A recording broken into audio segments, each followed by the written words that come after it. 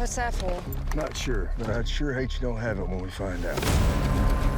This journey will be dangerous all the way to Oregon.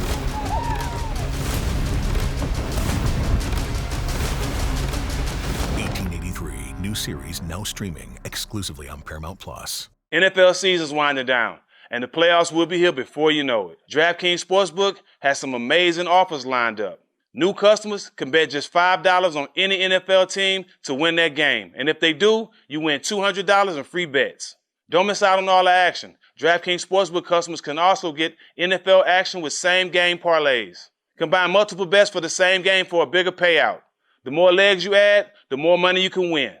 DraftKings is safe, secure, and reliable. Best of all, you can deposit and withdraw your cash whenever you want. Download the DraftKings Sportsbook app now and use promo code SMOKE. Bet just $5 on any NFL team and win $200 in free bets if they're victorious. So what you waiting for? Use promo code SMOKE this week at DraftKings Sportsbook, an official sports betting partner of the NFL.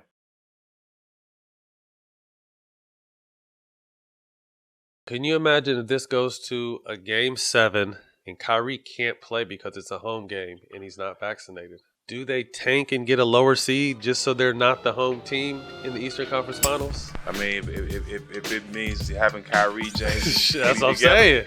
Shit. Fuck you, right? That's what I'm saying. Welcome back to What's Burning. Happy New Year's to everybody out there. Jack, it's 2022, baby. Let's get to it. Back to work. You got any resolutions? Oh, man. None, man. Just continue to win, continue to help people, and, continue to stack this paper, baby. It's not bad. That's not bad. Let's get right into it. Our first segment, Contender or Pretender. We're starting off with my surprise pick of the season. The Chicago Bulls are sitting at the top of the Eastern Conference. Won 8 out of their last 10. 7 in a row. They went 10-2 during December. Levine and DeRozan are leading the team at 26 points a game. Vujacic is at a double-double. Lonzo and Kobe White playing well off each other. Alex Caruso is out here just, I think, leading the league in steals. Jack, obviously this team is surprised. Do you think they're a serious contender in the Eastern Conference this season? I love the success. I think they're one of the hardest playing teams in the league.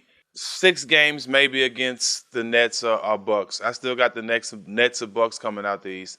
But this team is definitely shocking the Eastern Conference, shocking the NBA right now. And DeMar DeRozan, 2 back-to-back game winners. These guys are balling. Yeah. I mean, I think more than ever, this shit is all about luck and who's healthy at the right time. I think this team, they shout out to the management. They've been able to put pieces together that have come together seamlessly with no egos. Picked up Vujacic last year. Vucevic, 5th in offensive efficiency, 12th in defensive efficiency. They continue to get better. I really like this team, and I think my favorite thing about them is they play hard as fuck. And when you play hard, you're always going to give yourself a chance to win. So I definitely put them up there in the conversation with the Nets, the Bucks, and probably the Miami Heat as who will represent the Eastern Conference. So it's going to be fun to watch. Do we believe in the Cleveland Cavaliers? I don't even think it's so much believing in them. I'm happy for this team, man. They've kind of built something over there post LeBron with a lot of young talent. Currently 5th in the East. I don't think anyone saw that. They just picked up Rajon Rondo. They lost Ricky Rubio, who was playing really good for them. Kevin Love's been playing of late, but we'll get to him a little bit later. Jack, what do you like about this young Cleveland team? Well, first, I'm just happy for Bickerstaff. Bickerstaff was around when he was around. He was always one of those coaches that came over and spoke to the opposing team and, just was a fan of the game and somebody that I always had respect for. So I'm happy for him. But just for the most part, just to see this organization going in a winning direction. So much they went to a major low, when they lost LeBron. So just to have them back in the winning field, to see things going in the right direction is a good look. Yeah, definitely. I mean, they got a young, talented team. I think Rondo is only going to help those young players. But Darius Garland, I like Mobley, young talent out of USC. Jared Allen got $100 million, been playing great. Marketing, Oseman. This is a fun team, and again, excited. Bickerstaff got a multi-year extension through the 26-27 season, so congratulations to him. But I just like, again, that this team has found a direction and a new young foundation, and they can kind of start rebuilding post-LeBron because when he left the first time, they were terrible. When he left again, they went back in the gutter, and now they're really starting to kind of find a new identity outside of him, which I think is important for that franchise. So best of luck for them. Next up, the Memphis Grizzlies, currently sitting at 4th place in the West. Another pleasant surprise, got 5 guys in double figures. Very deep team. They're 7th in points per game, 2nd in rebounding, and 9th in assists, so they shared the sugar. And everybody's eating over there in Memphis. This team played really well while Ja was out, struggled when he got back, but he closed out the year strong, averaging nearly 35 a game in the last 3 games, all which were wins. I like the depth. I like how hard this team plays. Can they make any noise and spoil some people's plans in the playoffs this year? I think they have the upset capability. They can do it. I think they can upset a team in the playoffs. I don't see them coming out the Western Conference, but I think they can ruin somebody's season or early season. But I definitely know that when the playoffs start, that rotation won't be nine players. It'll be more 7 to 5. From 7 to 8. But to see that they have a deep team, to see these guys be able to hold it down when Ja was out, that didn't do nothing but make them better, and it's gonna make them prepare for the playoff run. Okay, I like this young team, very deep. They play hard. I could easily see this team getting a tough 5 matchup and losing in the first round, and I could also see them messing around and making it to the Western Finals. They're that kind of team from a standpoint of depth and playing hard with a lot of young talent, and they don't know no better, which is a good thing sometimes. So it'll be interesting to see how this team, stay healthy, obviously most important, and see how they finish out heading into the playoffs this year. Next up, we got some of the best players in the world coming back to their teams. Let's start off with Kyrie Jack. He'll be his first game this Wednesday against the Indiana Pacers. Could only play road games.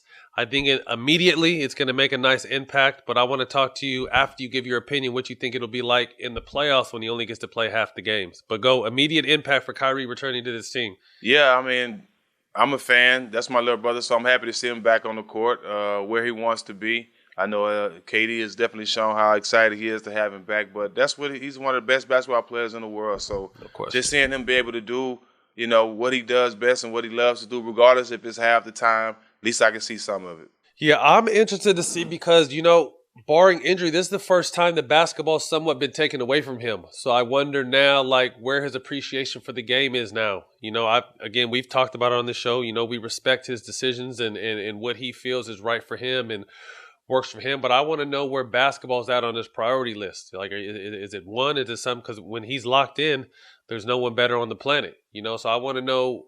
I think his team obviously wants to know, are we going to be able to count on this guy every single night? And if he is locked in and they can't count on him, obviously this is a huge boost for this team that definitely needs a boost right now. So getting these big 3 playing together, again, I think we only saw them, 8 or 9 games last year play together.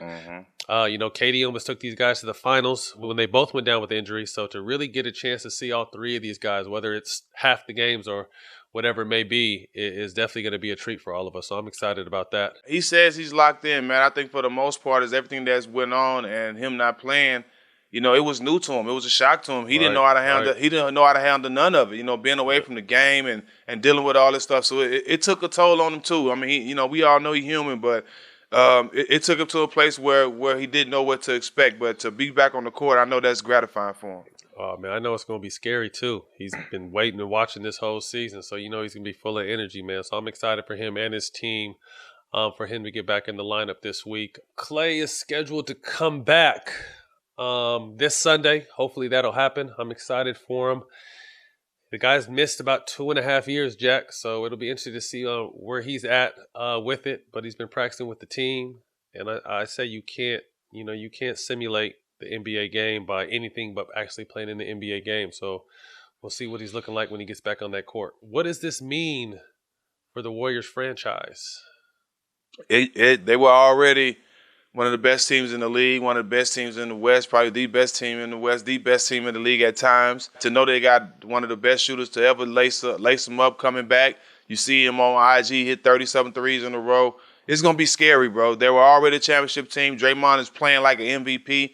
I don't know why people not talk about him being an MVP, but to see this team play the way they've been playing and get Klay back, scary time.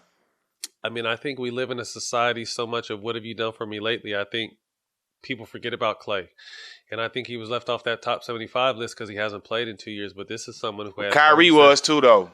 Right. You've had 37 points in one quarter, 60 points in 29 minutes. Like, Klay is on another motherfucking planet, man. So I'm happy for him to be back. I'm hoping he can stay healthy. You're adding fuel to the fire. Like you say, the best team in the game already is getting one of the best players back. So hopefully, you know, they say he's supposed to start at about 18 minutes a game and eventually work his way up, man. So I'm excited to get this guy back on the court and see that. But he's going to start too, Matt.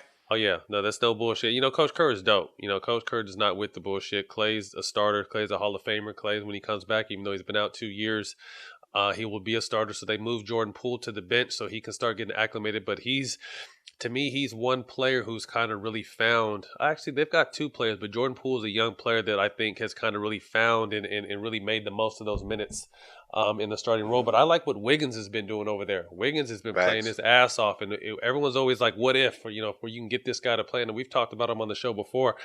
He's really showing who he is and what he could be to this team, because I didn't necessarily see his fit with this team when they first picked him up. But now that he's actually in his bag and doing his thing, like, this dude is a hell of a player, and this only makes this team better. So look out. Two defenders instead of one. Wiseman's coming back too, another big agile body. So it'll be fun to see this Warrior team at full strength, and they already have the best record in the league too. So don't let them get fully healthy. Next up on the radar, presented to you by DraftKings. This Friday we got an Eastern Conference showdown between the Bucks and the Nets. These teams odds-on favorite to come out of the East. The Nets are at 1.3 to 1 odds. Bucks are at 3 to 1 odds. And the dark horse, the Bulls, are at 13 to 1 odds. And this is another good playoff rematch from last year. They were a long toe away from going to the finals. KD has been KD at nearly 30 points a game, 8 rebounds, almost 6.5 assists, 52% from the field. I mean, he is who he is. James Harden, his last 4 games since returning, at nearly 36 a game, 12 assists, 11 rebounds a game, 3 triple-doubles. James is starting to return into form. Unfortunately, Kyrie won't be able to play in this game because it's a home game for the Nets. Giannis, since he's returned, has been killing all wins. Last 4 games, 33, 11.5, and nearly 7 assists. Shooting the ball a lot better from the free throw line.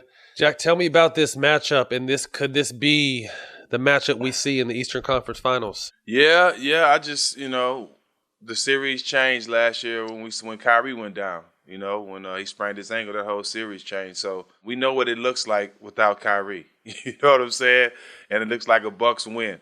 But it's a different year, different team, and it all boils down to what team is healthy and who's on the court, just like it did last year. But can you imagine if this goes to a Game 7 and the Nets are the number 1 seed, Game 7 Eastern Conference Finals, rocking at Barclays, Jay-Z and Beyonce in the front row, a lot of other motherfuckers are there, and Kyrie can't play because it's a home game and he's not vaccinated? Yeah, that would completely suck. But I think for some reason that would just suck ass. But I think I think James and KD will rise to the occasion this year.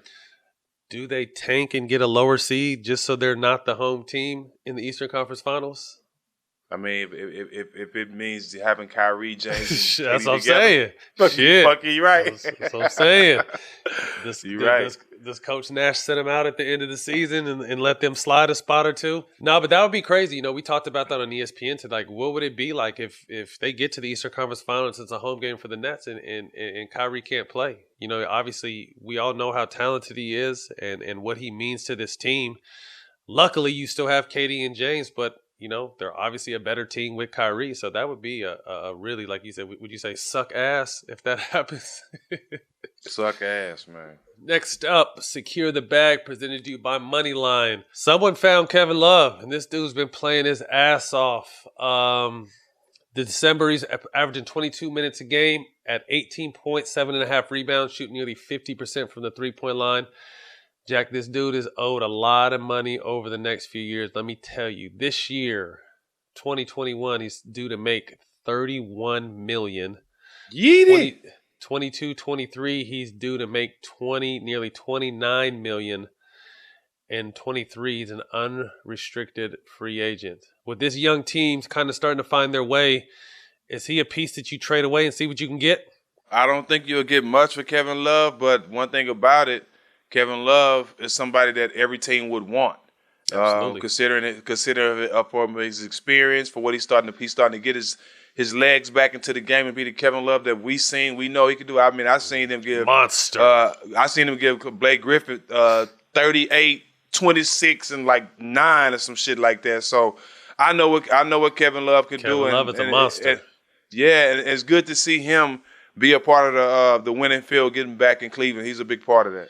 No, I'm happy for him. You know, this is always a good dude, brewing dude, with just bad luck with injuries. But again, people quickly forget Minnesota Kevin Love and how much he sacrificed going to Cleveland, but what kind of fucking number monster he was in Minnesota. So this dude's got a lot of game. Happy to see him. He's kind of finding his way, being healthy. I think a lot of teams would love Kevin Love, but I don't know if they're going to take on that contract. So it'll be interesting to see if he's able to get moved before the trade deadline. So John Wall, next up. Hasn't played a game this season. Played 40 games last year. Last full season was 2016-2017 season. He's owed even more money. 2021 salary is $44 million.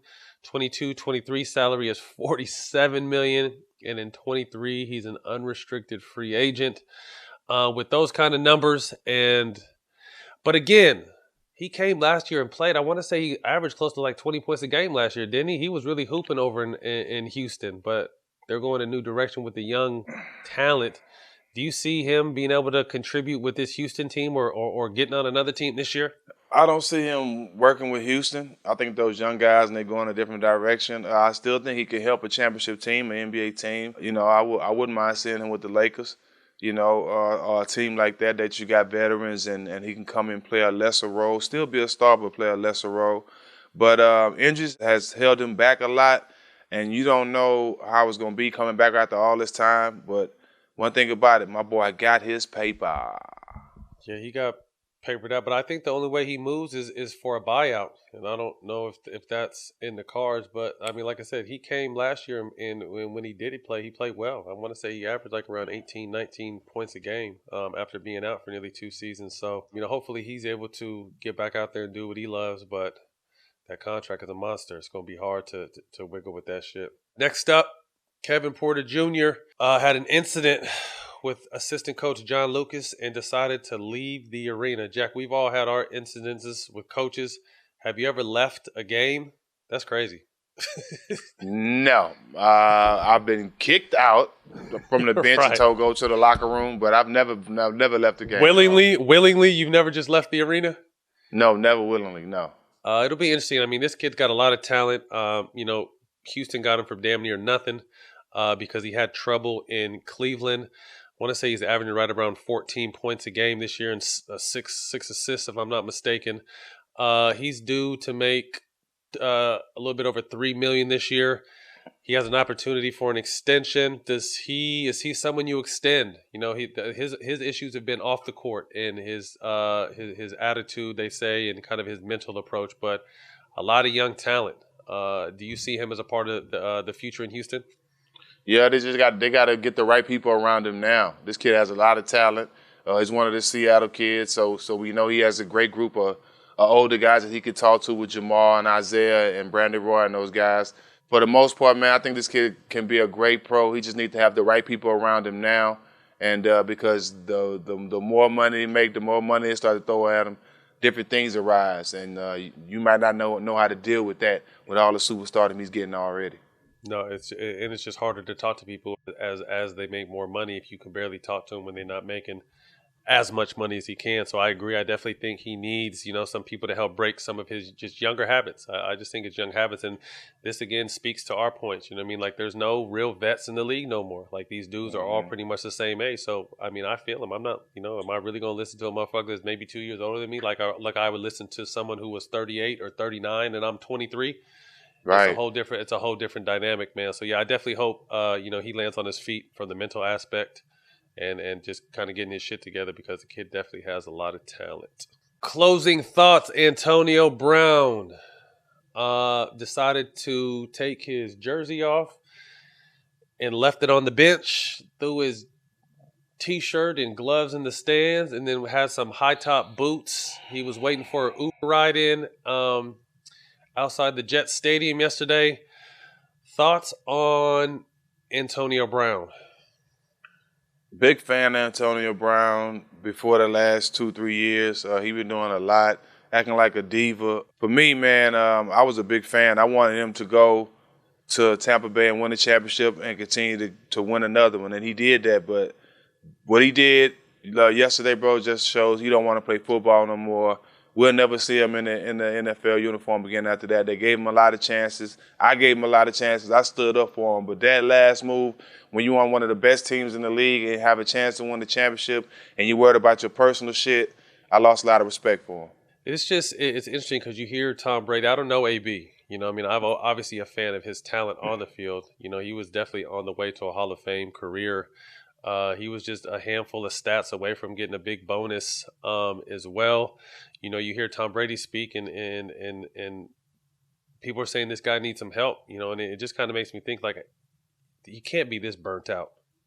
You know, you can't, it can't be this burnt out. And a lot of people say around him are saying that, you know, after that hit in 2017 that Burfict put on him in the Bengals playoffs, all this shit has been happening since then. So, you know, is it CTE? Is it just crazy? Because I guess they say he also dropped a song, and it's kind of like making this like a cool situation. And to me, I think it's more of a cry for help. And I hope that he can get not some yes men, because I think he has too many of those, just some real people that really care about him and can get their arms around him and guide him in the right direction. Because again, he pretty much just threw his career away this past Sunday, and you hate to see it, especially in someone that's so talented on the field, man, and has had a lot of chances. But I think this was probably the final strike right here. So, man, praying for the best for this dude, man. I hope he lands on his feet, and again, because you can never really speak to what's going on in somebody's head, man. Everybody's fighting some sort of battle, and hopefully he can get some help if he is really fighting some internal battles. More breaking news. Becky Hammon becomes the head coach of the Las Vegas Aces with a nice lucrative deal over there. Congratulations to her. Jack, do you think her or any women will become NBA head coach in the foreseeable future? I'm not sure, man. I'm just scared for any woman to coach in the NBA. I know how we are. I know with the money comes different things, and you know, you think you got players now that won't listen to some older guy that played in the NBA 10 years. Just imagine somebody that never played in the NBA and she's a female. These guys have egos, no telling what'll come out their mouth. So I'm happy for her with the WNBA. I think she's gonna do great there. I just wouldn't want to put a woman in that position with so many high ego athletes. Yeah, I thought it was a perfect situation if she were going to step in for Pop, because obviously that the respect she's built with some of those players. DeJounte Murray, you know, are really a big fan of her, so she's kind of got that respect in that organization. But I agree, to go into a fresh organization where sometimes it's hard to just keep anybody's head on straight, let alone, you know, a woman that's never played in the NBA. Trying to keep, you know, guys' heads on straight. So that'll be interesting, but I definitely think she has the talent for it. I definitely think there's going to be a woman at some point, so I think they're going to have to deal with it. So if it's her, congratulations again on the WNBA job. And, man, yeah, best of luck. That's a talented team over there. They got a big Liz Cambage over there, so hopefully she can get them back to the finals. Yeah, we need to get Liz on the show, too. Yeah, we do. Oh, man, well, that's it. You can catch What's Burning every week on Showtime Basketball YouTube. And at Twitter, Instagram, and TikTok at Show Basketball. Peace.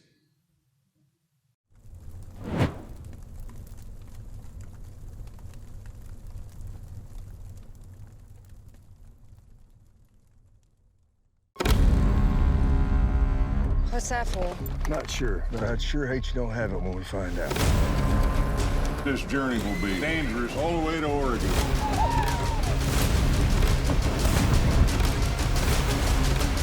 1883, new series now streaming exclusively on Paramount+.